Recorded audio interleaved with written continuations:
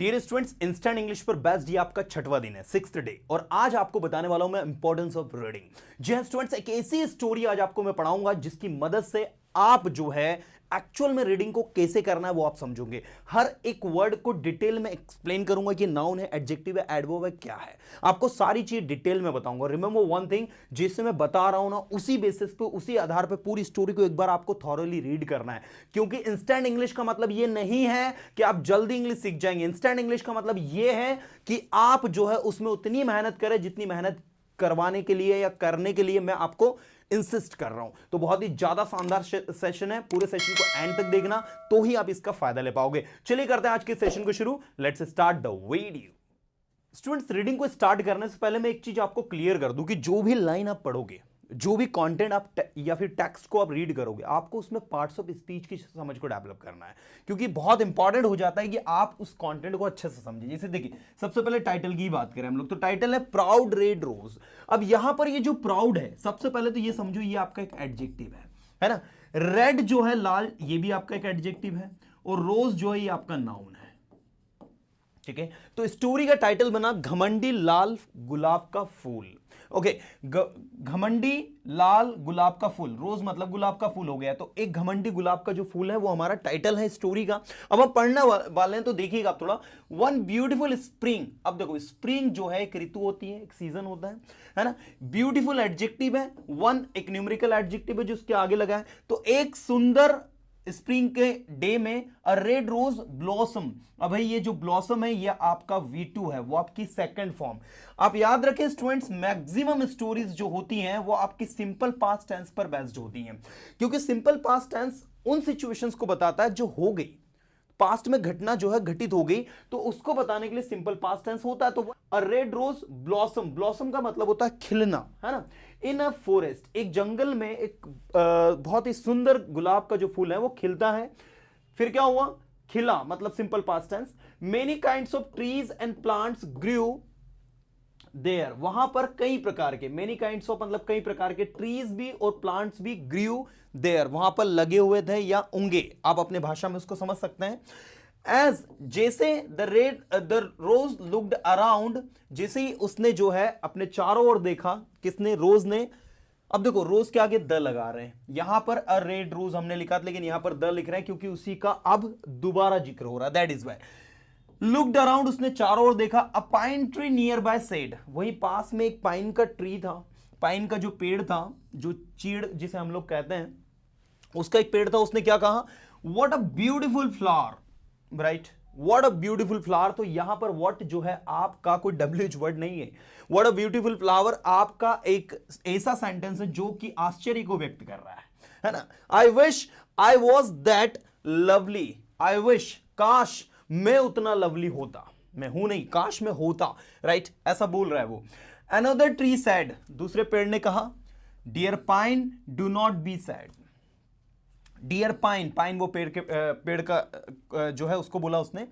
Dear pine don't be sad, उदास मत हो। We can not have everything, हमारे पास सब कुछ नहीं हो सकता, हम सारी चीजें हासिल नहीं कर सकते इस दुनिया में।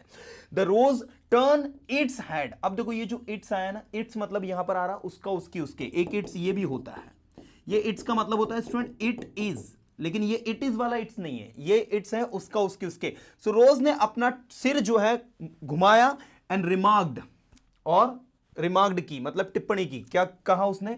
इट सीम्स दैट, ऐसा लगता है कि, इट सीम्स, इट अपीयर्स का मतलब होता है ऐसा लगता है, ऐसा लगता है कि आई am the most beautiful plant in this forest. ऐसा लगता है कि इस फॉरेस्ट में, इस जंगल में, I am the most beautiful plant, मैं सबसे सुंदर प्लांट हूं इस जंगल में।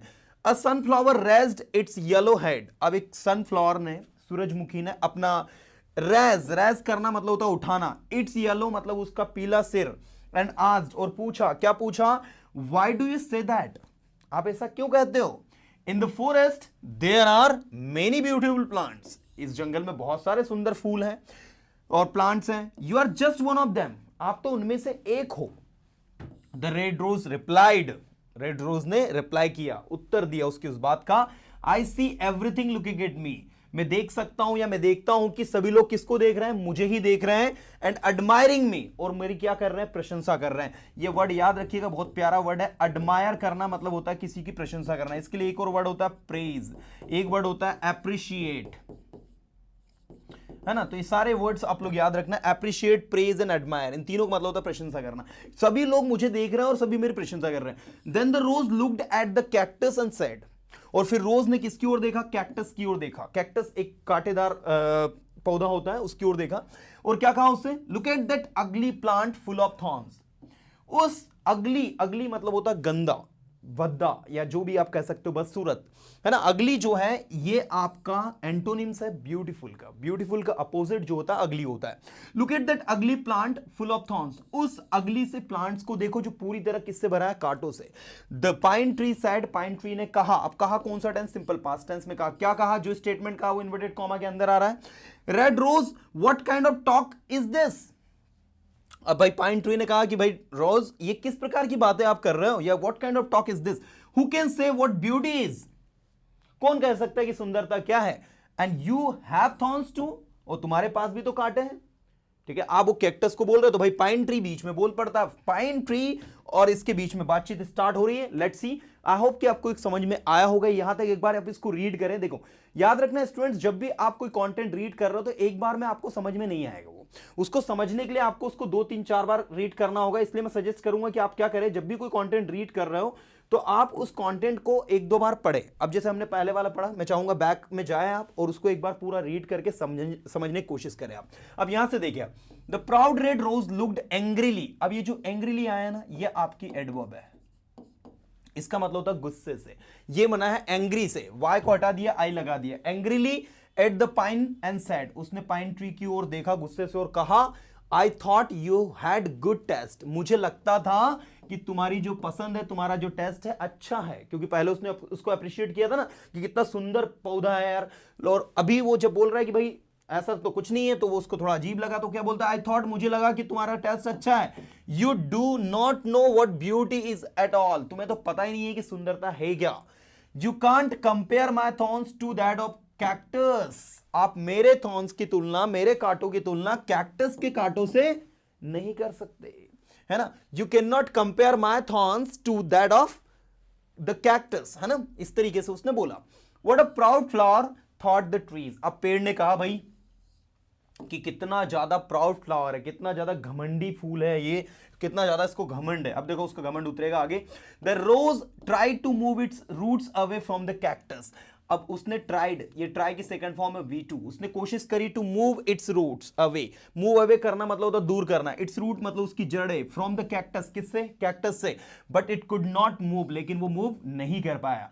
एज द डेज पास्ड, जैसे दिन बीतते गए, एज का मतलब वहां निकल रहा है जैसे दिन बीतते गए, the red rose would look at the cactus. Would यहां पर आपका कोई काम होता था उसको रिप्रेजेंट कर रहा है, पास्ट में जो काम होता था।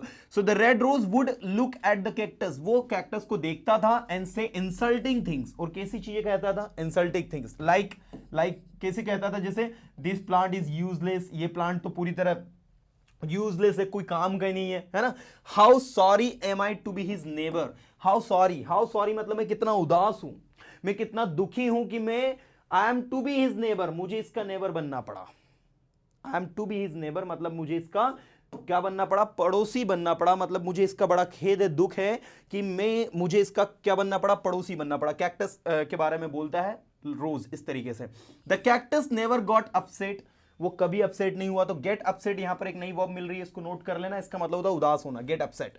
सो कैक्टस कभी उदास नहीं हुआ। And he even try to advise the rose, और उसने रोज को एडवाइस भी दी। क्या एडवाइस दी, सेइंग, कहते हुए क्या कहा कि God did not create any form of life without a purpose. ईश्वर ने बहुत बड़ी बात कही है, याद रखिएगा। God did not create any form of life, ईश्वर ने कोई भी जीवन की फॉर्म को बिना उद्देश्य के, बिना पर्पस के क्रिएट नहीं किया। मतलब हर एक व्यक्ति का अपना एक उद्देश्य दिया है। भाई कैक्टस है तो उसकी भी कोई ना कोई अहमियत होगी, तभी तो गॉड ने उसको बनाया, जबरन ऐसा तो बनाया नहीं। अब क्या अहमियत है वो आगे पता चलेगी आपको। अब देखिए स्प्रिंग पास्ड, अब स्प्रिंग का जो सीजन है वो चला गया। And the weather became very warm, अब जो वेदर है, जो मौसम है वो थोड़ा सा वार्म हो गया, गर्म हो गया। Life became difficult in the forest. अब फॉरेस्ट में जो जीवन है वो थोड़ा डिफिकल्ट हो गया क्योंकि गर्मी के दिन आ गए थे। As the plants and the animals needed water, क्योंकि प्लांट्स और एनिमल्स को किसकी जरूरत थी? पानी की। एंड नो रेन फेल, और कोई बारिश भी नहीं हुई। The red rose begin wilt. अब ये जो वर्ड है बहुत प्यारा है, विल्ट। ठीक है, विल्ट का मतलब होता है नीचे गिरने लगना। आपकी भाषा में इसे हम कहेंगे मुरझा जाना या मुरझा जाना, है ना, गिर जाना। तो रोज जो है क्या होने लग गया? मुरझाने लगा। वन डे, एक दिन, द रोज सॉ, अब देखो सॉ मतलब देखा, सी की सेकंड फॉर्म, देखा स्पैरोज स्टीक देयर बिक्स। उसने देखा कि जो चिड़ियां हैं स्टीक कर रही हैं, मतलब चुभा रही हैं, देयर बिक्स, अपनी चोंच को, इनटू द कैक्टस, कैक्टस के अंदर, एंड देन फ्लाई अवे, और वहां से क्या कर रही है? फ्लाई अवे कर रही है, मतलब उड़ जा रही है। दिस वॉज पजलिंग, ये उसके लिए थोड़ा सा पजलिंग था। पजलिंग होना मतलब लाइक कंफ्यूजिंग था, कंफ्यूजिंग जिसमें वो असमंजस में जा रहा था। And the red rose asked, और रेड रोज ने क्या किया? आस्क्ड मतलब पूछा, किससे पूछा? The pine tree, pine tree से पूछा कि what the birds were doing, ये जो पक्षी है वो क्या कर रहे हैं? The pine tree explained, pine tree ने समझाया, the birds got water from the cactus, ये जो पक्षी है क्या कर रहे हैं? मतलब कैक्टस से पानी को गेट कर रहे हैं, प्राप्त कर रहे हैं। The birds got water from the cactus, does it not hurt when they make holes. अब उसने पूछा, रोज ने again, does it not hurt, क्या ये उसको हर्ट नहीं करता? व्हेन दे मेक होल्स, जब वो उसमें होल करते हैं। आज द रोज, रोज ने कहा, ठीक है। So yes but the cactus does not like to see any bird suffer. Yes करते तो हैं सफर, लेकिन कैक्टस जो है डज नॉट लाइक, वो पसंद नहीं करता, टू सी एनी बर्ड सफर, किसी पक्षी को पीड़ित सफर करते हुए कि वो प्यास से मर रहा हो, तड़प रहा हो। रिप्लाइड द पाइन, पाइन ने रिप्लाई किया। अब भाई देखो यहां पर ये कितनी सुंदर अच्छी बात है हमने अभी पढ़ी है। मैं चाहता हूं एक बार आप सारी की सारी स्टोरी को अच्छे से पढ़े, समझे उसको, राइट। उसके बाद आगे बढ़ेंगे तो आपको क्या है कि सारा कंटेंट जो बहुत अच्छे से समझ में आएगा। सो यहां पर देखिए क्या दिया है आपको उन्होंने, कुछ सिचुएशन, आगे हम लोग यहां तक आ चुके थे। Yes, but the cactus does not like to see any bird suffer, replied the pine. The rose opened its eyes in wonder and said, अब उसने आश्चर्य में, वंडर में अपनी आंखें खोली और क्या कहा? The cactus had water.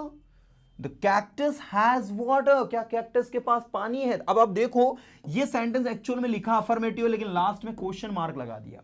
तो इसका मतलब ये होगा कि क्या कैक्टस के पास पानी है? अब आप बोलोगे सर इसमें तो डूडस आगे लगाया नहीं है, हैज आगे लगाया नहीं, फिर इंटरोगेटिव कैसे हो गया?